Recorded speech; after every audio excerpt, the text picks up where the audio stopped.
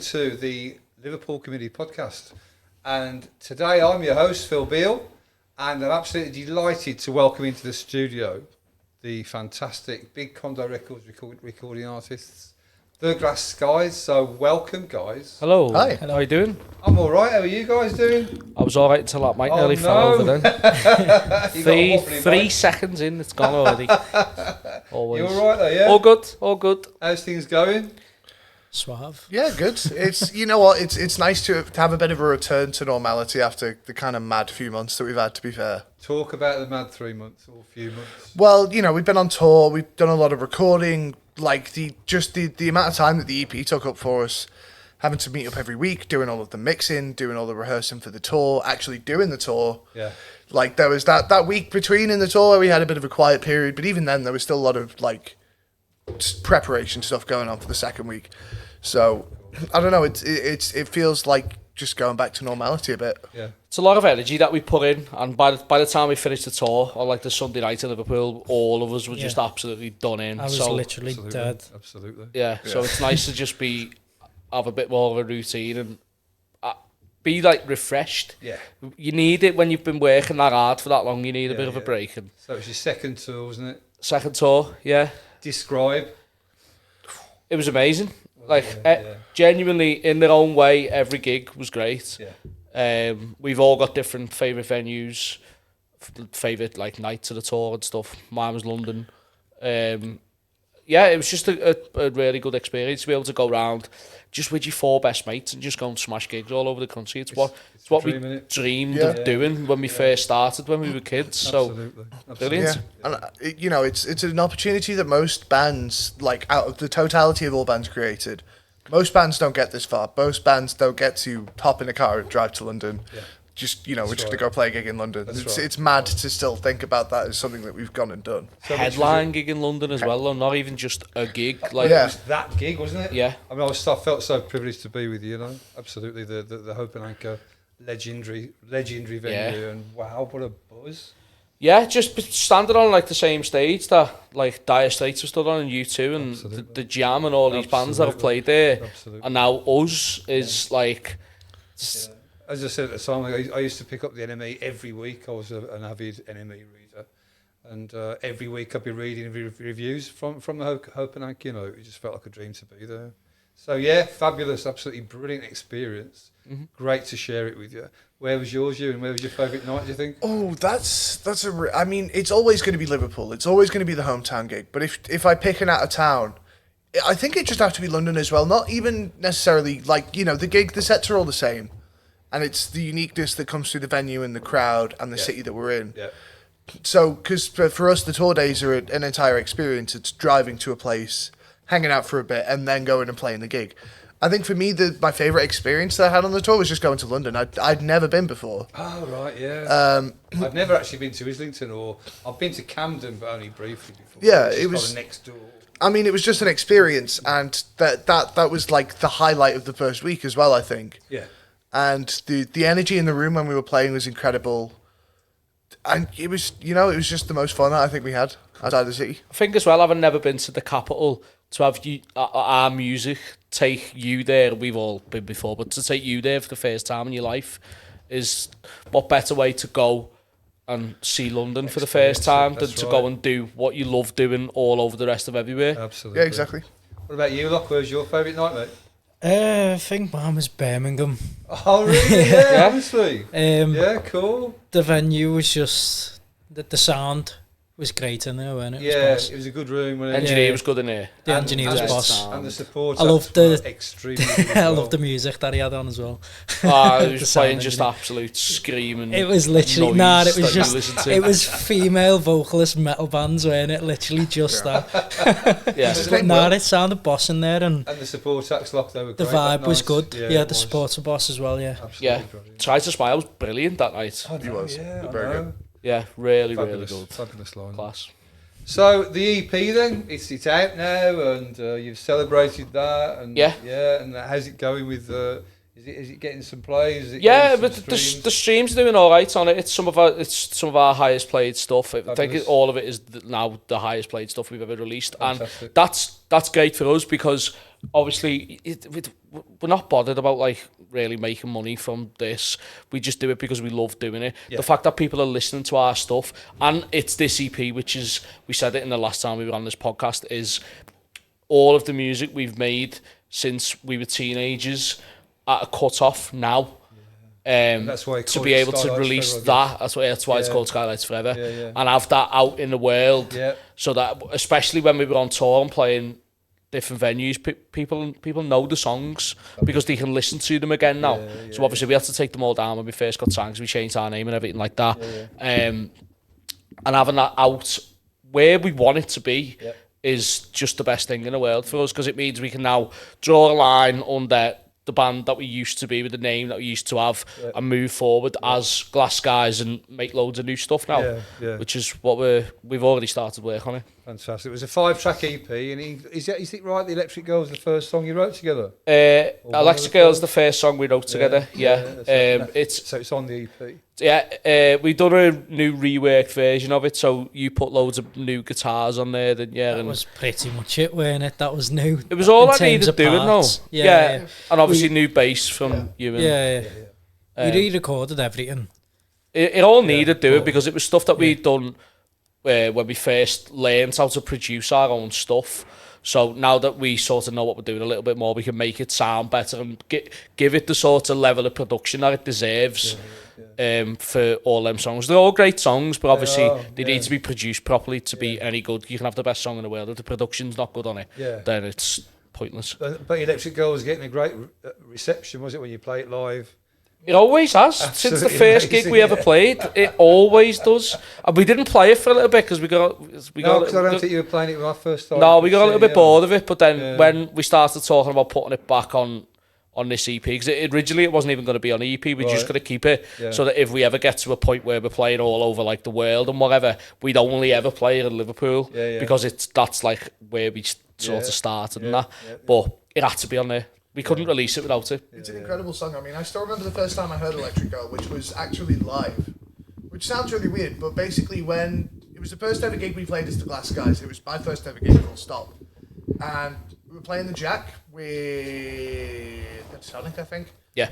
And we finished the gig. We've done the entire set, and everyone in the crowd that are all like fans of Skylights at the time, because we'd only just become TGS, were all screaming Electric Girl. I'm like, I turned to the lads. I was like, "What are they on about? What's Lecky Bird?" And they're like, "Well, you don't know how to play this, do you?" No, we hadn't even showed you. I had no idea what the song was. I had to stand off to the side of the stage whilst they played it. We just played it without bass, and the place just went mental. But fun. It has, like, even when we played our first ever gig, we did 5 covers and Electric Girl and closed with Electric Girl. And as soon as we got off stage, people were coming up going, "Is that your song?" Oh, awesome. Yeah, what a great feeling that is. Yeah. Absolutely brilliant feeling. Yeah. So what are the favourites of the 5 tracks on there? There's 8 on there. There are 8 as well? I thought it was 5. There is There's 8, 8 on there. Because we album. bartered Roy to let us have 8 on there. Right. So he only wanted 5, Yeah, but we blagged him a little bit. Right, so I've got Kryptonite, Honey Memories, Sober, and Electric Girl. So what are the additional 3? Come on. Without You, Need It, Somewhere We Belong. Somewhere We Belong, Okay, yeah, okay. which is the best song on that EP. okay. The thing is, though, Kryptonite is also Without You. They're the same track. The same track. That's how we let him. That's how we got him to let us have Or is it more like songs on there. Is it a segue, you mean? Yeah. So Somewhere We it's- Belong's a 7-minute track that's got...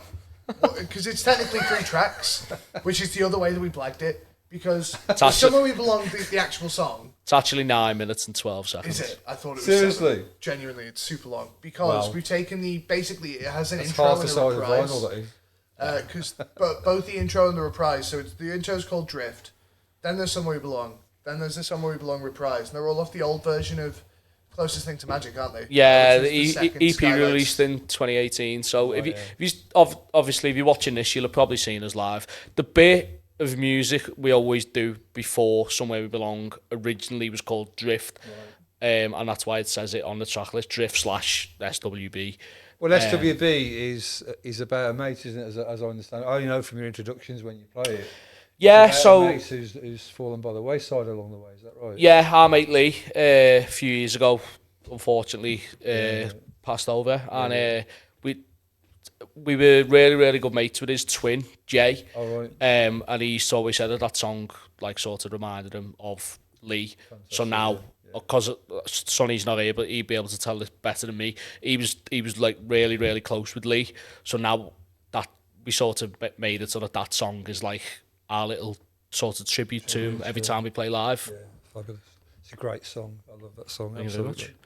So how do you feel? I mean, is it now about 2 years since you signed? All right. Yeah, just over. Just over. Gone past 2 years. Yeah, you signed September 21. September 21. So just over 2 years, 2 months. Yeah. How do you feel about where you're at now in relation to that, in comparison to that when you first signed?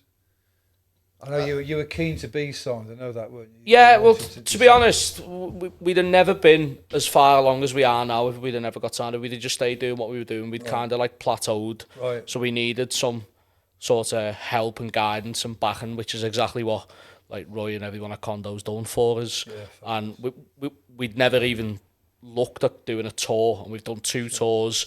We've released loads of music, and it sort of challenged us to write and record more and more better music and make the shows better and better to live up to the sort of opportunities that we've been getting. And you keep setting high bars, don't you? With your performances, obviously, you keep setting that. That's it. Higher, don't you? So it's why we don't. What are you going to do now? Well, you got to go again, haven't you? Yeah. Well, it's why we don't do as many shows now in Liverpool, like big headline shows, as we used to, because we used to do loads and loads all the time. Yeah.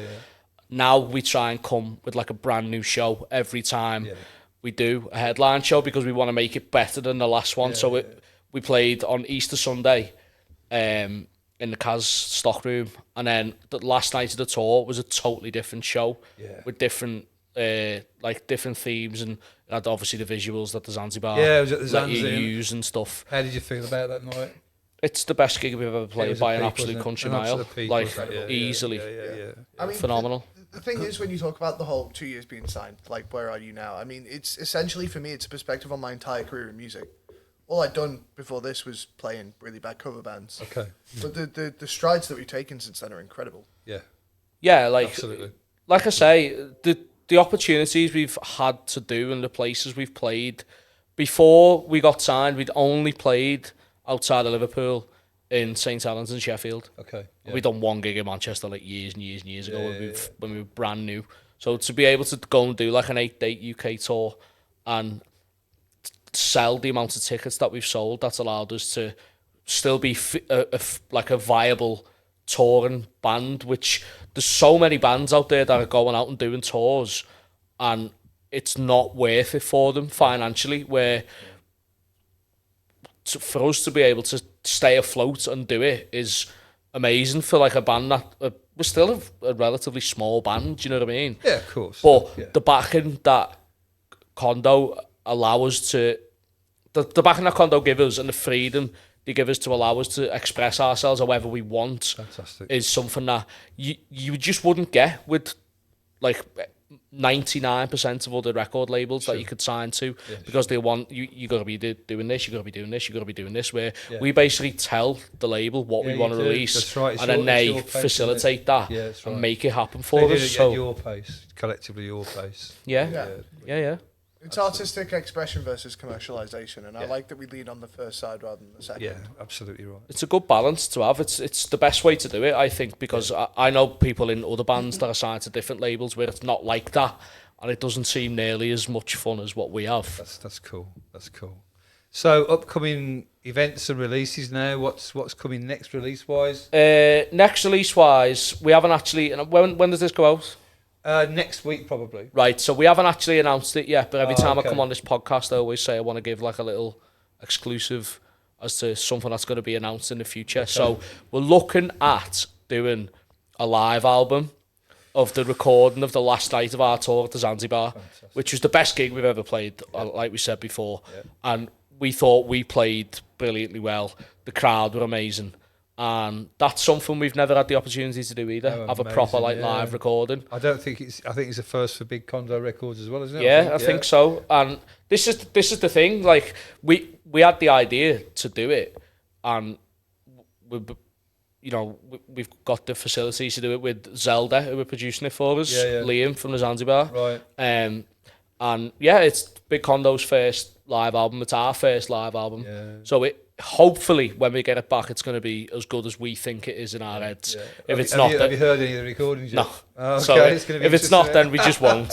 But looking at doing it around Christmas time as like a little treat to all our followers. We're not even in the middle of November yet, but that's still short term, isn't it? That's not long to go. Well, we don't have to record any of it. That's the good thing with right. like a live album is you just go and play it for an hour and a half, and then all the production's done post gig, right, and you just have to tweak little bits then. So if it's as good as we think it is, it should come out around Christmas time. Fantastic, hopefully. That's going to be awesome. And then moving into next year, more touring. Well, we're not actually doing our own tour. No. Next year, we're going to be a part of the Condo tour, which is it a 36-day tour? Yeah. Which is just ridiculous for it's going up to Scotland for a label to be able to put on as madness. Up to Scotland, Newcastle, across to Northern Ireland, back down to the Hope and Anchor again. Yeah. In London. So we're still waiting on confirmation. We're going to be headlining 3 of the dates. That's awesome. Yeah. They're not announced yet because they're not even properly booked in yet. That's right. But obviously, if you want to come and see us on anywhere on any of them dates that the Condo Tour says, follow us on Instagram at the Glass Guys, and it'll be on there as soon as we know. You'll know. So fantastic, awesome. Well, and then beyond that, then it's the next big Condo weekend, isn't it? So that's June, is it? Yeah, next year? Early June. Yeah, so that's going to be exciting as well. Are you going to be taking part in that? Do you think? We are going to be playing at that this year. We didn't play it last year, and there was a bit of furore around it. We will be playing it this year. We will. Promise. That's awesome, mate. That's fantastic. So it's been great to talk to you again, and fantastic to see the progress you're making as an observer, and great to be a small part of that as well, in terms of roadieing for you. I wouldn't say small part. It's a privilege, but it's an absolute. We couldn't have got anywhere if you were in the field to that car. Yeah. And I don't know how we didn't. Literally would have done nothing. We'd have been sat at home still. With no tour. Well, you're a pleasure to work with. I swear to God, that's the truth. And likewise. Love your work as always. Love your work. Really looking forward to the next single. And I won't say any more about that, obviously for obvious reasons. But that's going to be an absolute banger. Yeah, and it's in the works. We'll see. It'll be done when it's done. If you were at the tour, you've already heard it. Yes, definitely. You probably know which one it is. Yeah. If you weren't at the tour, well, that's just on you, innit? You can't even say we didn't come to your town. We went everywhere. We went everywhere. Well, on this big Condo Records tour as well, that really is. It's going to be villages, towns, cities. It's going to be wild. Yeah, absolutely wild. Yeah, we're looking forward to that. Just gutted there's no Isle of Man date. Oh, put it on, do Douglas. You need to lobby the management, mate. You need to lobby the management a bit harder. Oh, could you imagine? We'd either be playing in that one Tesco they've got, or the fucking. Do you know what I mean? Or on a hill. Yeah. Yeah, doing a gig outside Douglas Tesco. Hell yeah. I call that what I will say is, if you're watching this and you are a gig promoter from the Isle of Man, well, yeah, get in go touch. and give us a follow. All 5 years, please. All 5 of yous. Even if it's outside some fella's kipper stand, if there's a stage and a PA, get on me. We'll come and do it. Let the big man have his hometown show. Just come on. Come on. Oh, we need this. So great fun talking to you as ever, and it's just a joy to be around you. So thanks again for coming over. Thank you very much for having us. Yeah, thanks for having us on. Absolute pleasure. So it's been the Big Condo. It hasn't actually been the Big Condo. It's been a Liverpool community podcast with the Glass Skies. And for now, over and out. See you soon. Cheers.